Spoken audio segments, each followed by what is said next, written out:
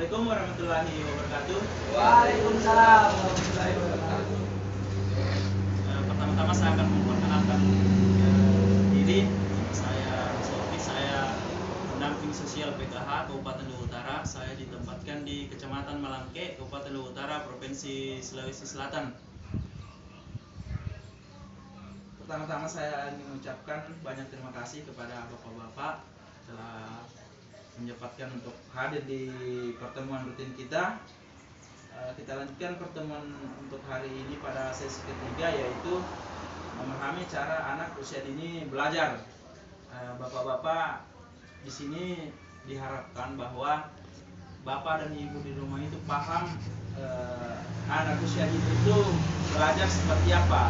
Maksudnya anak usia dini itu adalah anak yang belum masuk sekolah atau menjelang masuk sekolah, bukan juga bayi, bukan. Di sini anak usia dini belajar itu, mungkin bapak heran bahwa kapan anak usia dini itu belajar. Anak usia dini itu belajar adalah di bermain seperti itu, karena anak-anak itu dunianya mereka itu dunia bermain. Kita jarang-jarang melihat bahwa anak usia dini itu jika belajar itu belajar seperti anak sekolah pada umumnya, matematika atau apa. Enggak seperti itu. Anak usia dini itu belajar adalah bermain. Dengan bermain dia belajar. Dalam artian di sini belajar itu pengetahuannya bertambah seperti itu. Dia bisa melakukan ini, dia bisa melakukan itu. Seperti apa? Dia berimajinasi, terus dia bisa berkreasi di bermainnya itu. Makanya bapak dan ibu di rumah atau keluarga di rumah itu harus memahami itu. Maka dari itu, untuk dalam pola pengasuhannya bapak dan ibu di rumah untuk anak-anak ini, anak usia dini ini, itu dapat diajarkan hal-hal yang baru atau pengetahuan-pengetahuan yang baru itu melalui bermain. Bagaimana caranya ibu dan bapak di rumah pada saat menemani anak bermain itu tidak hanya bermain, tapi ada sesuatu yang bisa didapatkan di situ, ada bisa sesuatu yang diajarkan kepada anak di situ. Apakah bapak berupa bahwa sampaikan bahwa kalau begini salah, ini tidak baik dilakukan, kalau yang ini baik untuk dilakukan. Dengan seperti itu, bahwa si anak ini akan tumbuh dan berkembangnya itu memiliki pengetahuan yang semakin bertambah menjelang dia masuk ke dunia pendidikan seperti itu.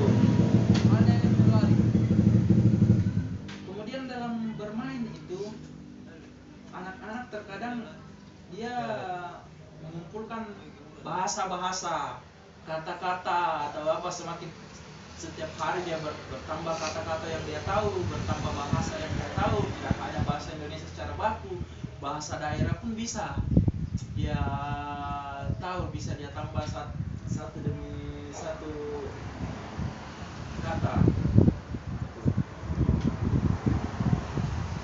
Saya ingin tanya dulu kepada bapak-bapak, kira-kira pada saat pernahkah bapak bermain bersama anak di rumah?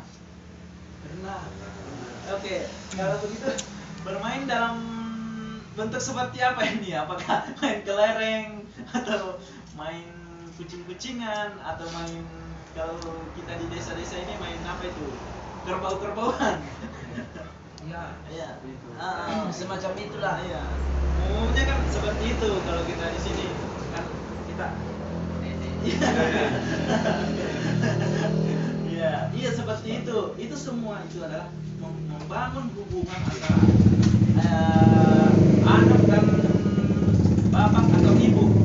Itu bisa membangun kepercayaan, itu bisa membangun kasih sayang, bisa membangun hubungan yang lebih erat antara orang tua dan anak, dan itu sangat penting untuk dilakukan. Bapak dan ibu di rumah boleh bernyanyi bersama, ataukah kalau menceritakan dongeng atau apa saja yang anak sukai, yang dalam hal ini bukan berarti bahwa bapak di situ saja pekerjaannya, menemani anak bermain di rumah atau belajar di rumah, melupakan kewajiban yang lain. Tapi yang ditekankan di sini adalah bapak sebagai orang tua, selain ibu yang memang kewajibannya dalam mengasuh anak, adalah berperan juga di dalam pengasuhan anak ini. Contohnya tadi bermain bersama anak, karena itu penting untuk hubungan bapak dan anak, atau hubungan orang tua dengan anak. Sebisa mungkin itu bapak meluangkan waktu. Misalkan kalau pulang kerja bapak merasa capek, sebelum istirahat bolehlah berbicara bersama, bertemu, paling tidak memeluk saja, itu pun sudah cukup. Kalau masih kuat untuk bermain, silahkan bermain. Main kerbau-kerbauan silahkan untuk bermain, tapi itu penting. Makanya di sini juga kita saling berbagi bahwa yang ditekankan kepada anak usia ini dalam belajar itu bukan belajar sebagaimana anak sekolah belajar, tapi dia hanya bermain. Bagaimana kita sebagai orang tua itu dapat memberikan pengetahuan kepada anak ini melalui bermain. Jangan anak dipaksa untuk belajar, karena memang dunianya anak-anak itu adalah dunia bermain.